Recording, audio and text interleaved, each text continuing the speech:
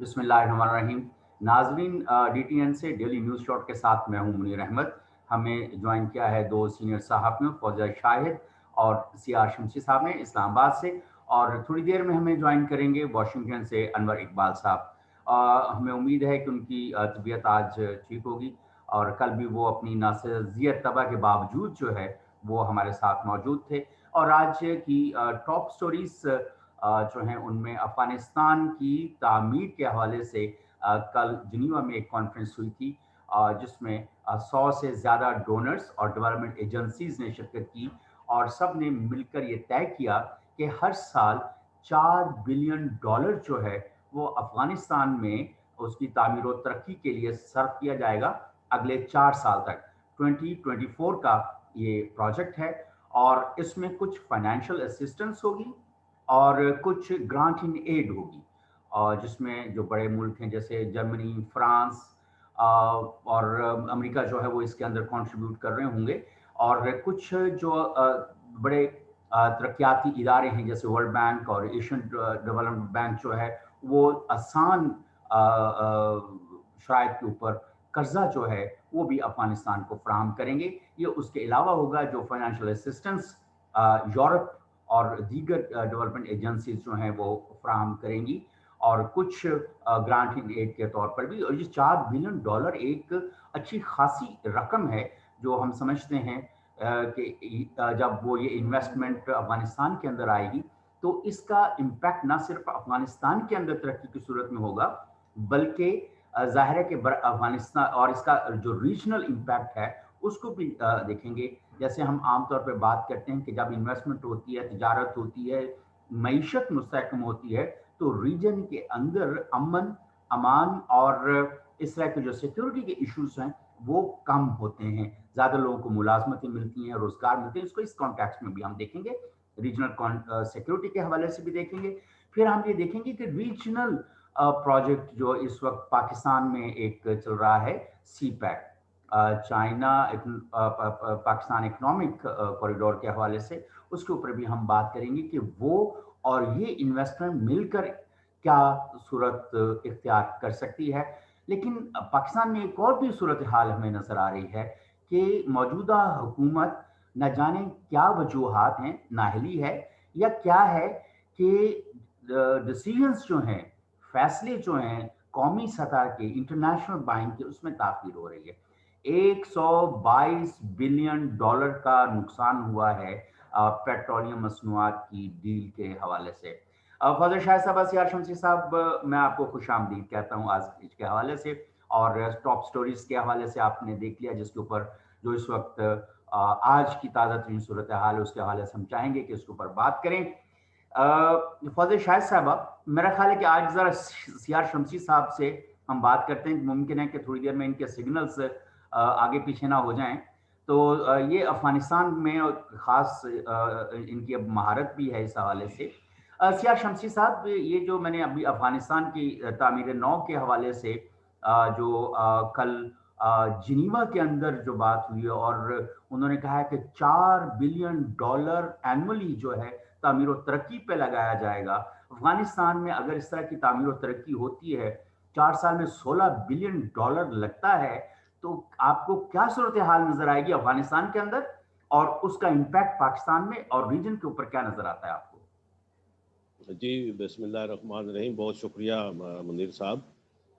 देखिए, ये जो फैसला हुआ है अफ़गानिस्तान की तामीर नौ के हवाले से, इसका तल्लक बहुत अच्छा प्रोग्राम है, और ज़ाहिर है कि एक बाज़ाब्ता इसकी अनाउंसमेंट हुई है, और 4 साल तक ये इमदाद मिलेगी। लेकिन देखना ये है कि तरक्की और तामीर नौ तो उस वक्त होगी ना जब अफ़गानिस्तान में अमन बहाल होगा, धमाके ख़त्म होंगे, इमारतों पर जो बारूद गिराया जा रहा है, जो लोग मर रहे हैं इस वक्त भी, वो ख़त्म होंगे। तो फिर जब तरक्की का सफ़र शुरू होता है।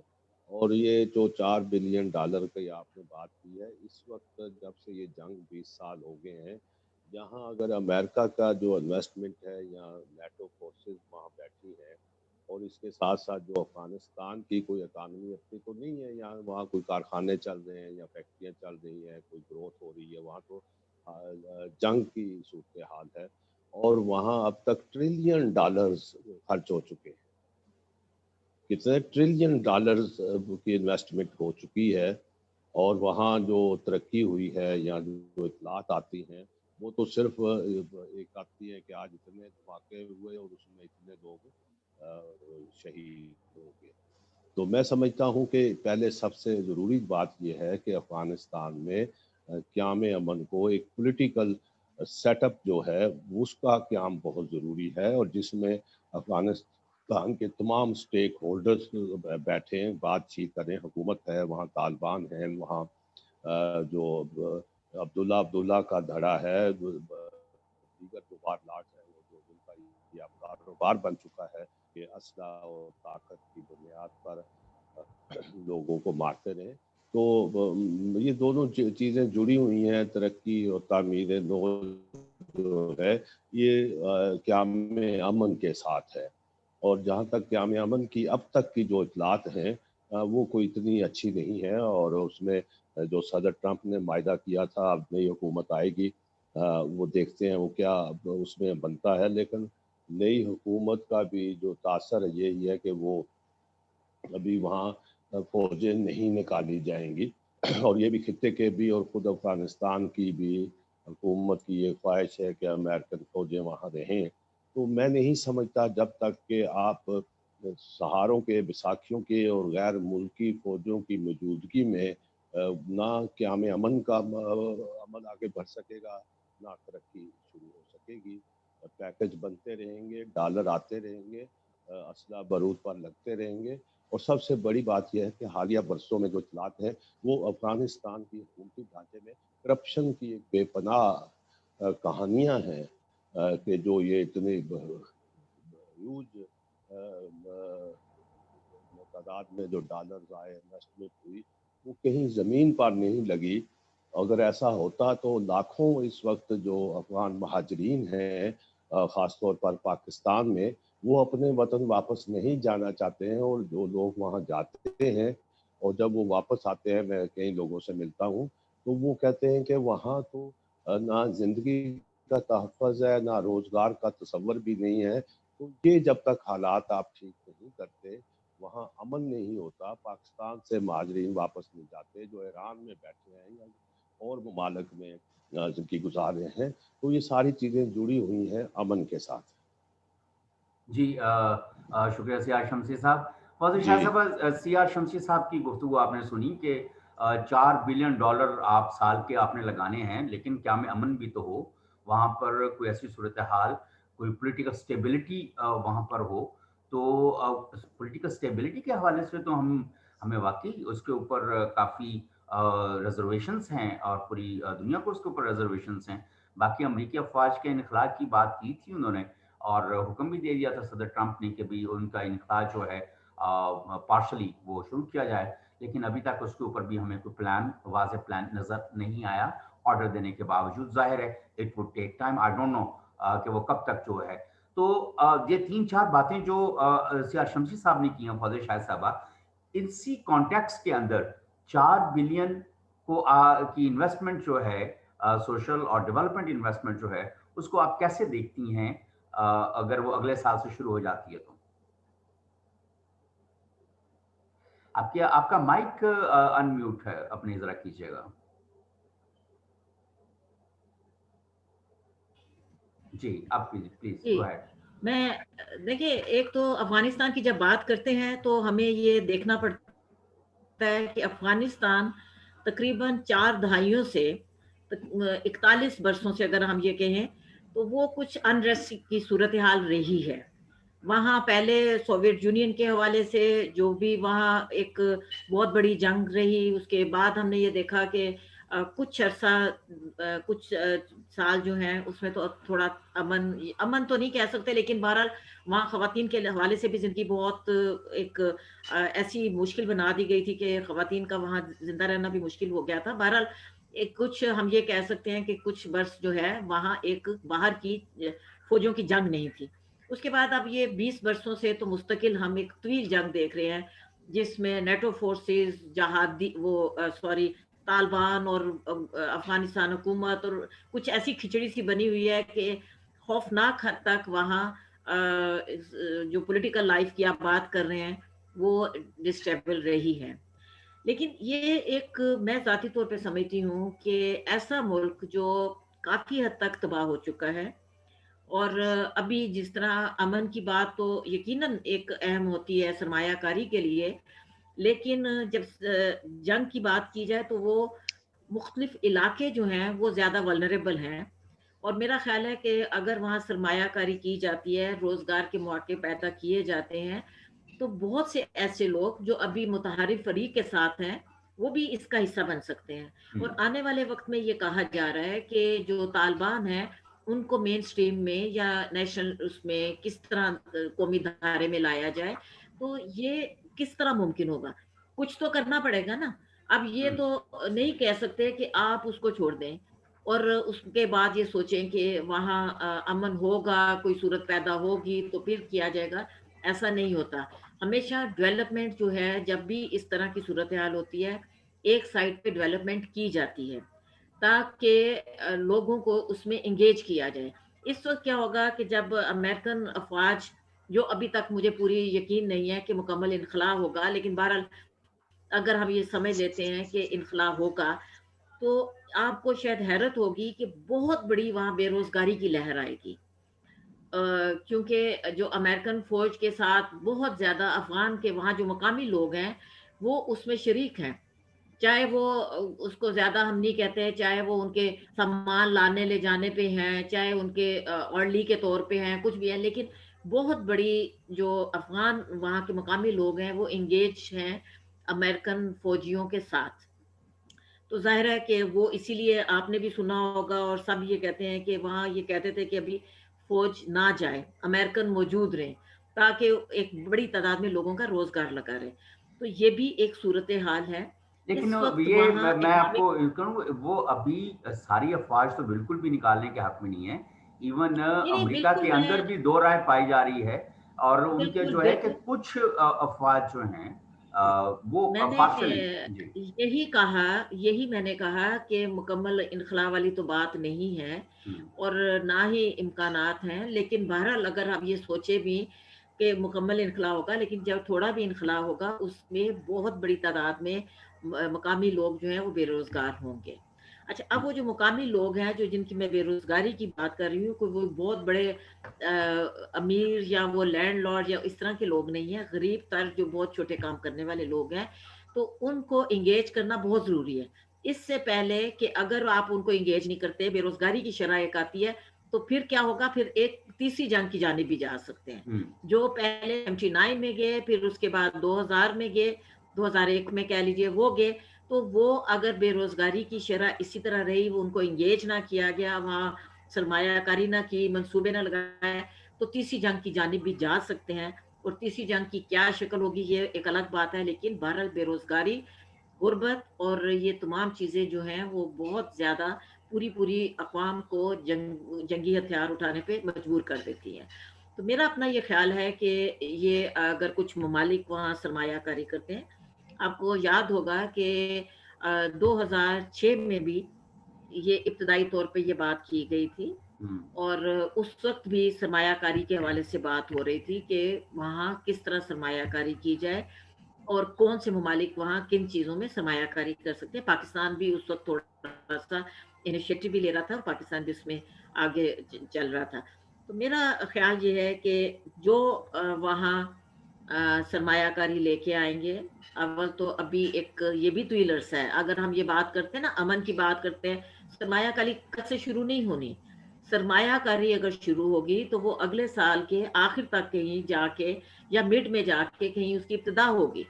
अभी हम्म, तो फिजिबिलिटीज को ही एक तो अरसा लगेगा, हम्म, किस चीज में की जाए, कहाँ की जाए, ये एक बहुत बड़ा प्रोसेस होता है, ये नहीं होता।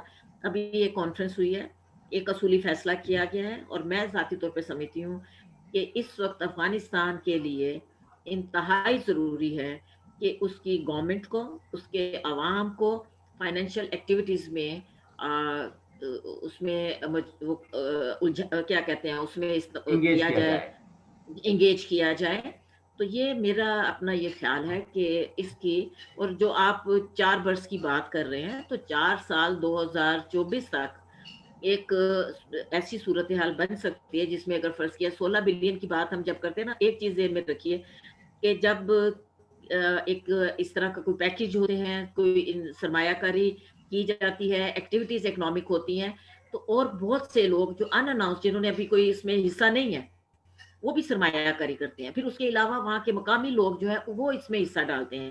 تو سرمایہ کاری جو بظاہر 16 بلین ڈالر کی ہے، جب وہ اس کے ابتدا ہوگی یا وہ آگے جائیں گے، تو ہم یہ دیکھیں گے کہ یہ اماؤنٹ بہت زیادہ ہو جائے گی. اس وقت ملک کو ایک تباہ کن صورتحال سے نکالنے کے لیے ہر کوشش جو ہے وہ کی جانی چاہیے. اور میرا خیال ہے کہ یہ ایک اچھی کاوش ہے. امن جو ہے اس کے لیے جو کوششیں سائیڈ لائن پہ کی جا رہی ہیں، میں یہاں تھوڑا سا ذکر ضرور کروں گی، کیونکہ میں یہ سمجھتی ہوں کہ جب علاقے کے ممالک اس امن کے قیام کی کوششوں میں شامل ہو گئے، خاص طور پہ آپ کو معلوم ہے کہ کل بھی شاید میں نے ذکر کیا تھا کہ ایران کے جب وزیر خارجہ یہاں آئے تھے، تو اگلے دن پرائم منسٹر کا دورہ جو افغانستان تھا، کیا وہ ایک ٹرائیپائٹیٹ نہیں تھا؟ میرا اپنا یہ خیال ہے کہ اس میں باضابطہ طور پہ جب اشرف غنی سے جب ملاقات ہوئی، تو انہوں نے ایران کا بھی میسیج دیا ان کا. یہ ظاہر ہے جب ریلیشنز کی بات کی جاتی ہے نا، انٹرنیشنل ریلیشنز کی، تو یہ اس طرح جس کو سائیڈ لائن جس کو کہتے ہیں بیک ڈور ڈپلومیسی کہہ لیں، کچھ بھی کہہ لیں، یہ چیزیں چلتی ہیں. تو میں ذاتی طور پہ سمجھتی ہوں کہ ایران کی بھی اس میں جو انڈرسٹینڈنگ ڈیولپ ہو رہی ہے افغانستان میں امن کے حوالے سے. چین کی پہلے ہی ہم نے یہ دیکھا ہے کہ اس نے ہمیشہ افغانستان میں امن کے حوالے سے بات کی ہے. اور سب سے اہم بات یہ ہے، اور جو انٹرسٹنگ بھی تھی، ظاہر ہے کہ ایک وقت تھا کہ سوویت یونین جو ہے وہ براہ راست وہاں ایک جنگ کی صورتحال تھی. اب روس جو ہے وہ بھی وہاں قیام امن کے حوالے سے ایک اس کی مثبت جو کوششیں ہیں وہ سامنے آ چکی ہیں.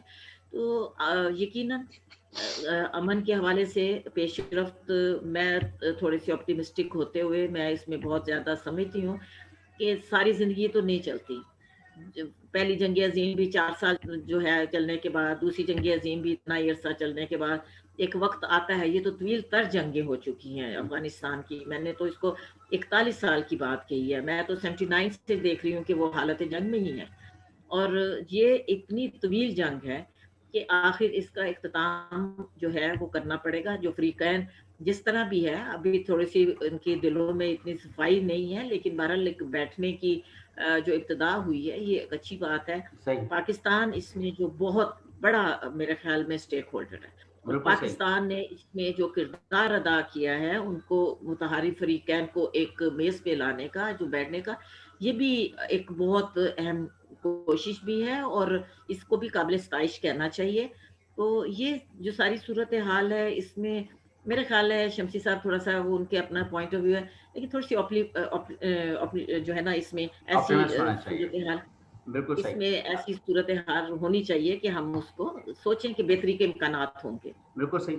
واپس چلتے ہیں سیار شمسی صاحب کی طرف اور ان سے پوچھتے ہیں کہ وہ اتنے آپٹیمسٹ کیوں نظر نہیں آتے. سیار شمسی صاحب، آپ نے بڑی اچھی بات کی، صحیح پوائنٹ آؤٹ کیا کہ ٹریلینز ڈالرز جو ہیں وہ وہاں پر اس کی انویسٹمنٹ ہوئی ہے ڈسٹرکشن کے لیے اوور دی لائک 41 ایئرس. 41 سال میں trillions dollars were invested for the destruction. اب ظاہر ہے کہ اس میں اگر 16 بلین 4 سال میں لگ بھی جائیں گے تو ظاہر ہے کہ بہت ساری، اور وہاں پہ انسٹیبلٹی اور جو گروپس کریٹ کیے گئے ہیں خانہ جنگی کے لیے.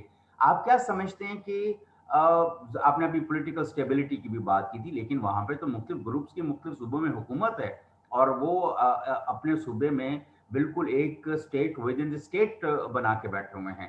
تو ایسی صورتحال میں جو انویسٹمنٹ ہوتی نظر آتی ہے، اور پھر پاکستان کے ساتھ جو تعلقات اور سی پیک جو کہتے ہیں کہ یہاں سے افغانستان سے گزرتا ہوا آگے تک جانا ہے، تو یا ادھر سے سینٹرل ایشیا سے اس طرف کو آنا ہے براعظم افغانستان.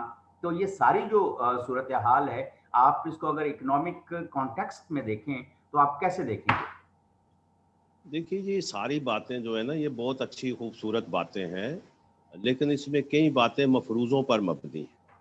ज़मीनी हक़ाइक़ के मुताबिक हमें बात करना होगी कि दूसरी ये कि पहली जंग-ए-अज़ीम या दूसरी जंग-ए-अज़ीम वो पूरी दुनिया की जंगों ममालिक के दरमियान जंग हुई, और फिर जब तबाही एंड को पहुंची और फिर बैठे और फिर अदारे बने और यूएनओ बना और सारा एक सिलसिला हुआ। यहाँ आपको ये देखना होगा कि यहाँ एक मुल्क के अंदर जो बड़ी ताकतों की जलगार रही है। पहले सोवियत यूनियन ने उस पर कब्जा करने की कोशिश की और उसके खिलाफ पूरी दुनिया जो है वो उमरडाई सोशलिज्म और कम्युनिज्म के खिलाफ हम भी उसका हिस्सा बने, और फिर हमने उस हिस्से के नतीजे में अपने जो पाकिस्तान के अंदर जो बीमारियां हम लाए वो अब तवाना हो चुकी हैं। दूसरी बात यह है कि इस वक्त जो मेरे नज़दीक मामला है कि वो अफगानिस्तान के अंदर अमन नहीं होगा। और इस वक्त भी जब हम बात कर रहे हैं वहाँ काबल को छोड़ के ये रिपोर्ट्स रोज सुनते हैं हम कि 60-65% अफगानिस्तान पर जो हैं वहाँ के जो तालिबान कह रहे हैं या जो वहाँ इस वक्त जंग लड़ रहे हैं उनका कब्जा है। तो उन इलाकों में तो आप क्या इन्वेस्टमेंट करेंगे, वहाँ क्या तरक्की होगी, वहाँ क्या आप सड़क बना सकेंगे, क्या वहाँ आप स्कूल तामीर कर सकते हैं, क्या वहाँ आप कोई डिस्पेंसरी कायम कर सकते हैं? तो मेरा नहीं ख्याल कि ये हम फाइलों में तो लिख देंगे लेकिन अमलन ऐसा मुमकिन नहीं है। तो मैं इस पे बिल्कुल एक अखबार नवीस की हैसियत से देखता हूँ कि अफगानिस्तान की ये 40-4 दहाइयों की जो जंग है ये उसी सूरत मुमकिन होगी कि जो बड़ी साम्राज्यी ताकतें हैं वो मुल्कों के अंदर जो मुदाखलत का एक अमल है उसको बंद करें। आप वहाँ अफगान अवाम पर छोड़ें वो क्या चाहते हैं, वो किस तरह का निज़ाम चाहते हैं, वो किस तरह का सियासी ढांचा चाहते हैं। वहाँ 28 मुल्कों की फौजें बैठी हुई हैं, वहाँ रोज़ जंग हो रही है, जदीद असला आ रहा है, कोई वहाँ जो आपका जो स्कूल है, शादी है या आपका जनाजे हैं वो महफूज नहीं। ये जो 4 साल की इन्वेस्टमेंट नहीं है, ये इमदाद की उन्होंने की है कि जब अमन बहाल हो जाएगा तो अफगानिस्तान का पहिया चलाने के लिए ये एक सिलसिला वो जारी रखेंगे। अच्छी बात है, इससे मैं बिल्कुल कतन इख्तिलाफ नहीं कर रहा। इस बात से भी मैं इख्तिलाफ नहीं कर रहा कि वहाँ रास्ते ना खुले। मैं तो रास्ते खोलने की जस्तजू में हूँ, और रास्ते उसी वक्त खुलते हैं जब आप मुल्कों के अंदर अदम मुदाखलत का जो फ़लसफ़ा है, जो एक असूली पॉलिसी है, वो नहीं अपनाते। मैं समझता हूँ कि अफ़गानिस्तान में किसी की भी किसी दूसरे मुल्क की मुदाखलत नहीं होनी चाहिए। वो अब हो चुकी है, अब इससे निकलना कैसे है, वो सिर्फ़ तालिबान और अमेरिका की गुफ्तगू से मुमकिन नहीं होगा। इसके लिए जो ख़ित्ते के बड़े ममालिक हैं, चीन है, रूस है, ईरान है, तुर्की है और पाकिस्तान तो अपनी कोशिशें कर रहा है। इन ममालिक को जब तक आप साथ नहीं मिलाते और एक बड़े पैमाने पर एक गारंटी नहीं देते कि जो फ़ौजें बाहर निकल जाएँ तो उसके बाद वहाँ अमन का या इक़्तिदार का ढांचा क्या होगा, तो ये बहुत एक लंबा सफ़र है और मैं इसको अभी कोई जल्द इसको बेहतर होते मुझे नज़र नहीं आ रहा।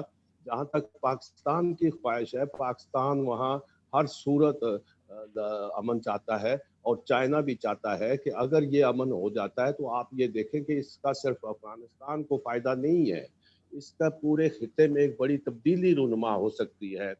सेंट्रल एशिया तक जो रास्ते हैं वो अफगानिस्तान से होकर गुजरते हैं, आगे ईरान है, पूरी दुनिया तक जाते हैं।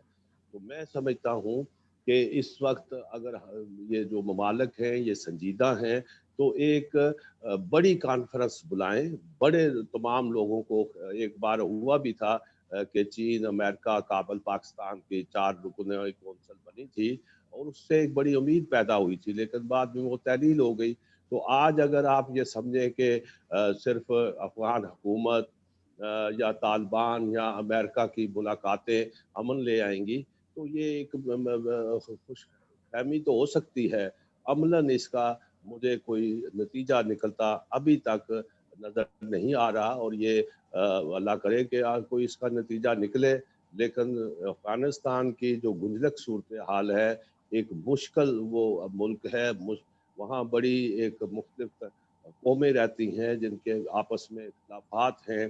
फिर मैंने वार लॉर्ड्स का जिक्र किया है। वो वार लॉर्ड्स जो पहले आज से 30 साल पहले, 20 साल पहले कमज़ोर थे, छोटे थे, वो आज ज़्यादा तवाना हो गए हैं। उनके हाथ में एक तजारत आ गई है, असले की, डॉलर की और मौत की। ये खेल वहाँ जारी है। आप उसको कैसे नज़रअंदाज करेंगे? बिल्कुल सही, बिल्कुल सही। बड़े अहम पॉइंट्स सियाज शम्स साहब आपने उठाए हैं।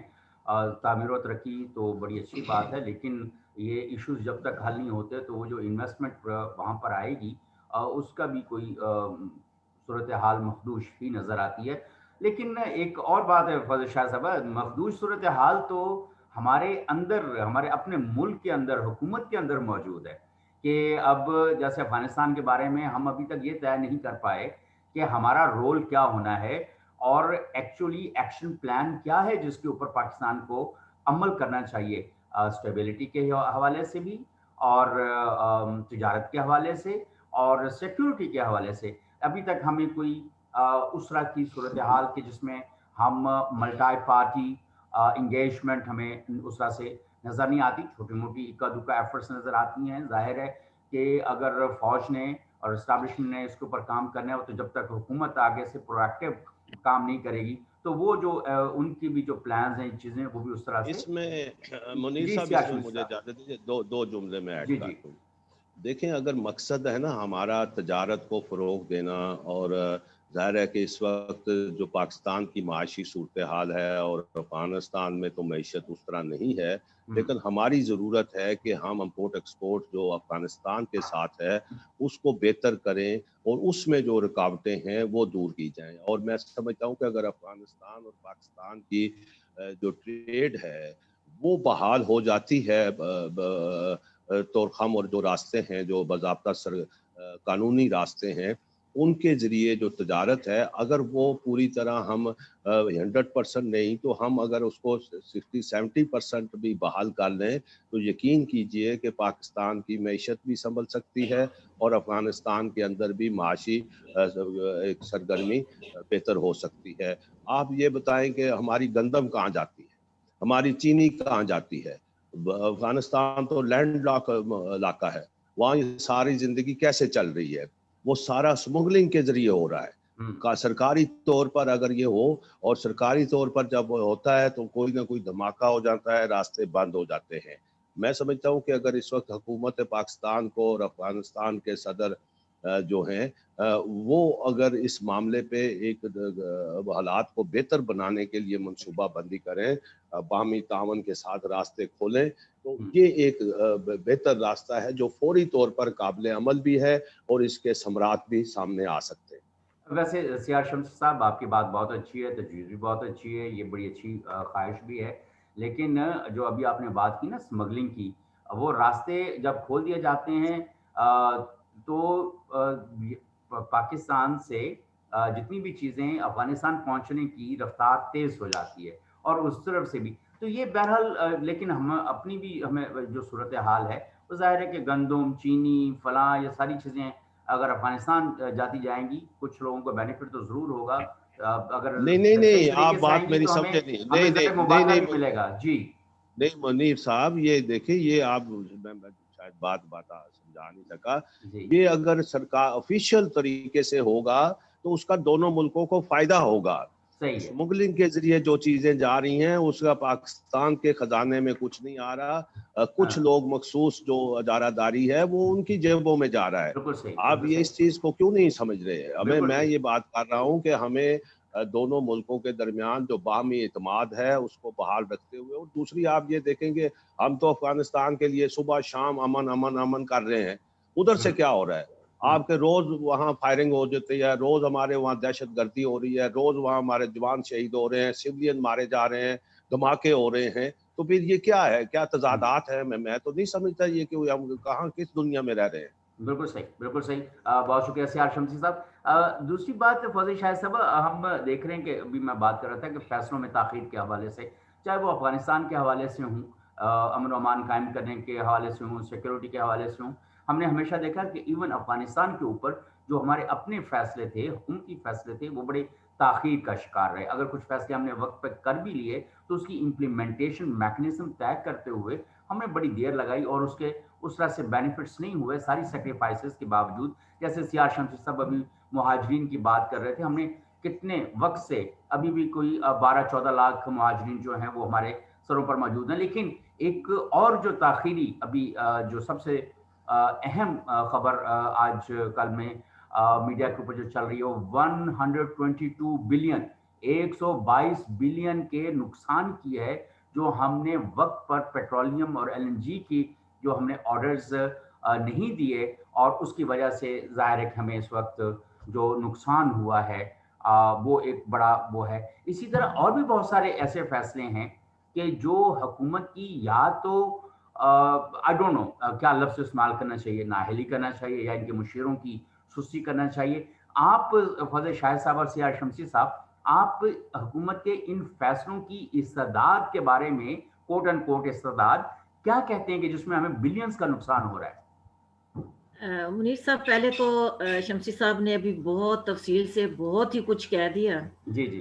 तो मैं 2-3 बातें जो हैं उसकी थोड़ी-सी ठीक मेरा है। ख़्याल है कि वाज़ेह होना बहुत ज़रूरी है। बिल्कुल ठीक है। नंबर 1 ये है कि ये जो कहना कि सोवियत यूनियन ने वहाँ आके कोई हमला कर दिया, ये हमारी घिसी-पिटी यहाँ हमारी एस्टेब्लिशमेंट का स्टांस था। अगर इसके हक़ाइक़ देखें तो इसमें बहुत सी अलग हकीकतें हैं। ये तो ख़ैर एक बिल्कुल अलग है क्योंकि हमें थोड़ा-सा तारीख़ को बहुत से जो रुख होते हैं ना उससे भी देखना पड़ता है। एक तो ये मेरा थोड़ा-सा इस पे था।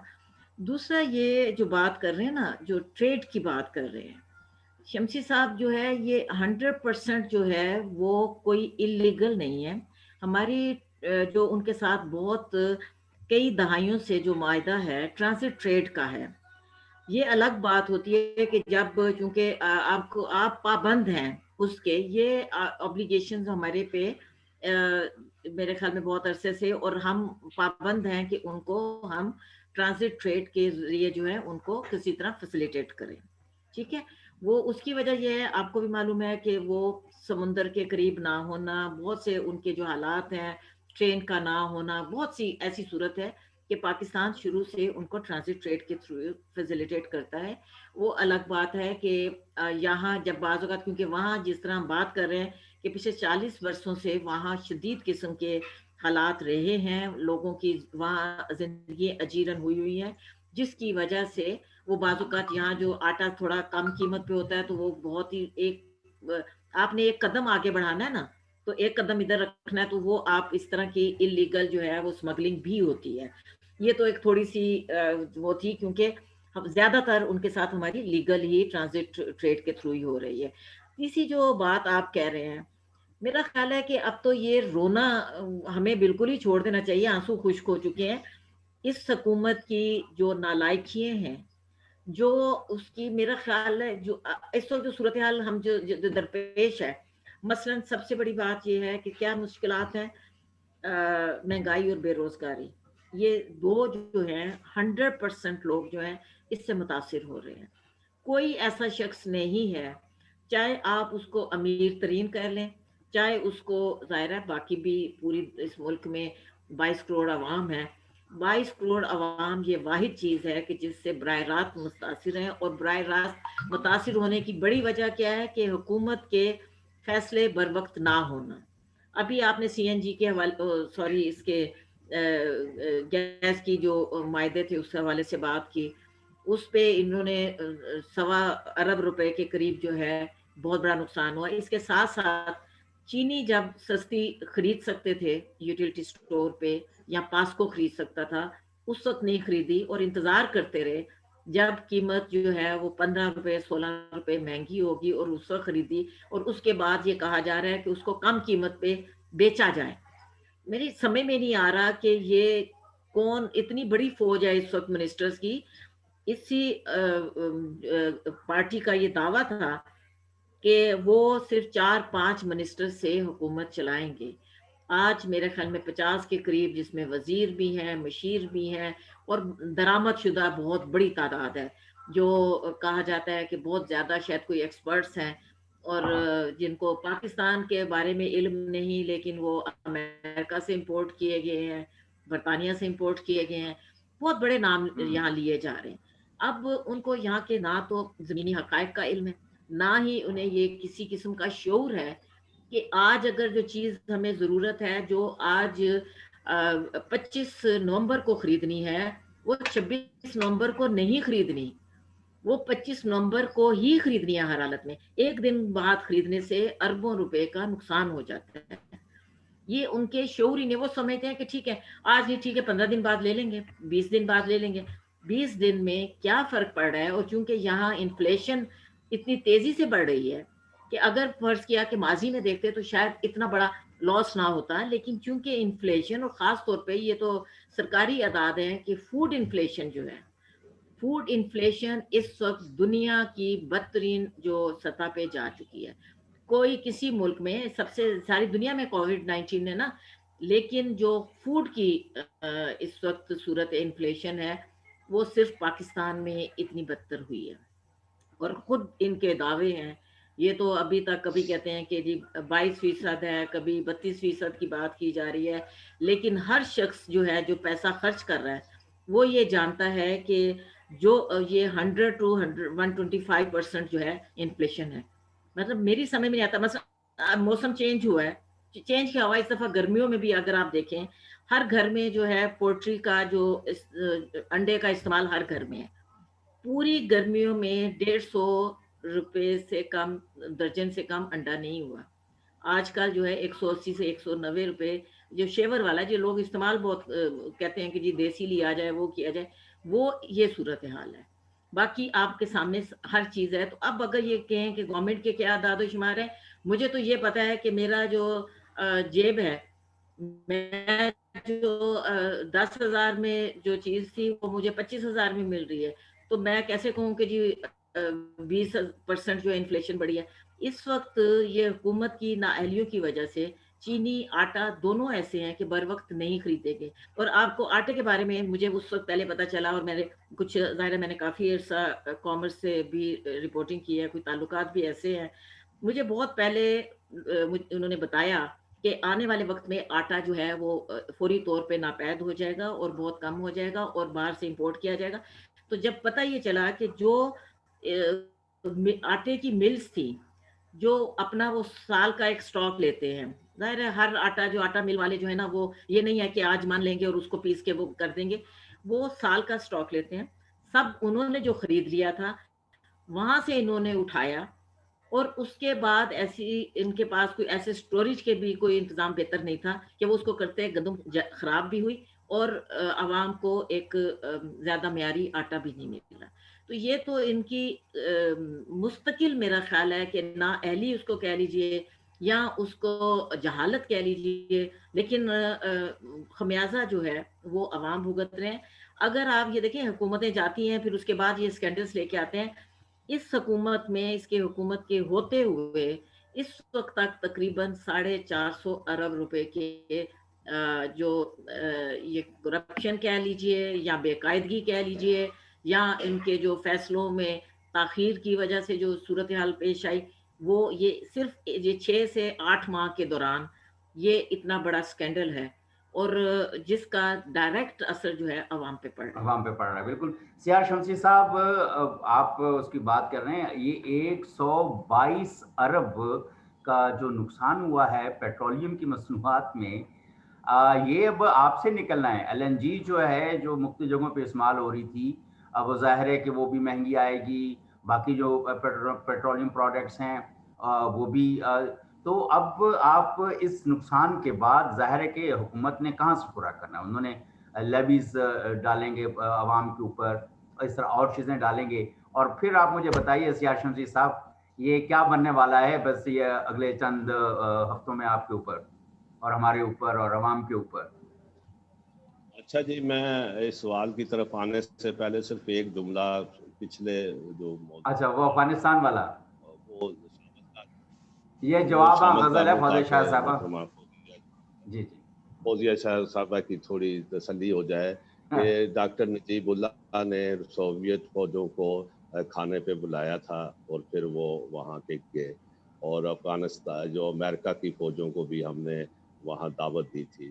देखिए बात ये है कि आप क्यों वो जो ताकतें हैं वो छोटे मुल्कों के अंदर दाखिल होती है। जब तक मैं बता रहा हूँ कि ये चीज़ें होती रहेंगी, आप मुदाखलत करते रहेंगे, मामलात नहीं रुकेंगे। बिल्कुल सही। दूसरी बात जो आपका सवाल है कि हम ये एक बड़ी खुद फौजिया शायद साहबा का भी एक नुक्ता नज़र था, एक प्रोग्राम में इन्होंने बड़ा इख्तिलाफ भी किया था कि मैंने कहा था कि जी अच्छा जी वज़ीर आज़म की नीयत ठीक है तो बाकी सूरत हाल है। तो मैं आज उस अपने मौक़िफ़ से काफ़ी अरसे से पीछे हट चुका हूँ। बात ये है कि नीयत की बात नहीं होती, आपकी टीम है, कैबिनेट में जो लोग बैठे हुए हैं वो आपकी टीम का हिस्सा हैं, और फिर वही जब उनके स्कैंडल्स बनते हैं और आप उन पर पर्दादारी डालते हैं और उनको एनआरओ देते हैं। मैं लंबी इस बहस में जाए बगैर जो अभी बात हुई है तो बहुत से इशू पर प्राथेजार और फलां फलां फलां, बात यह है कि 3 बड़े स्कैंडल हुए हैं ये पिछले साल 1.5 साल में। एक हुआ है चीनी का, एक हुआ है आटे का और एक हुआ है तेल का। अब वो तीनों शख्सियात हैं वो हुकूमत है, तो वो एक वक्त में वो डिप्टी प्राइम मिनिस्टर कहलाते थे। चीनी के स्कैंडल में जहांगीर तरीन जो है वो उस रिपोर्ट में जो कमीशन बना उसमें सरे फहरिस्त थे। वो फिर बाहर चले गए पुरस्कार तौर पर, फिर वो वापस आए। क्या हुआ, वो चीनी में जो 36 रुपये उस कमीशन में कहा गया था कि आवाम को 36 रुपये किलो चीनी मिलनी चाहिए और इतनी ही उस पर लागत आती है। आज 115-110 रुपये वो चीनी बिक रही है, तो उसका कौन जिम्मेदार है? आटे की आप सूरत हाल, पिछले साल जो गंदम की पैदावार थी वो बम्पर बहुत ज़्यादा उसकी पैदावार थी, और ये कहा जा रहा था कि बहुत बेहतर और बहुत शानदार फसलें हुई हैं। वो गंदम कहाँ गई? फिर कहा गया जी वो गंदम फालतू थी, हमने बेच दी, और वो कहाँ बेची उसका भी कोई सबूत नहीं आया। वो कागज़ों में बाहर चली गई। फिर कहा जी गंदम कम होगी, फिर वो वापस आपने बाहर से मंगवाना शुरू कर दी। वो काली गंदम जो नाकस गंदम है वो बिक रही है आपके बाज़ारों में। इसी तरह वो जो इसकी मिलें हैं गंदम की, वो खुसरो साहब हों या कोई उनके अजीज़ो कारब हों, वो भी कैबिनेट में बैठे हैं। और तीसरा जो तेल का मसला है कि आप देखें कि कीमतें जब कम हुई, आवाम को उसका समर नहीं मिला, लेकिन इत्तेफाक से एक बार 25 रुपये कम किया गया और फिर वो आयल जो है वो नापैद हो गया पेट्रोल पंपों से, और वो 20-25 दिन, महीना पूरा वो तेल नहीं मिला। आप आज जो बंदा प्रेस कॉन्फ्रेंस कर रहा था इस ये गैस के हवाले से, ये खुद इनकी वो सारा मामलात हैं, बिजनेसमैन हैं। तो ये तो मैं समझता हूँ कि ये कोई मासूमियत नहीं है, ना अहली नहीं है, ना ये नालायकी है। ये एक सीधी-सीधी मुजरमाना खेल जारी है, और उस पर जितने भी ये स्कैंडल्स में लोग मुलव्वस हैं, इनको सरपरस्ती हासिल है।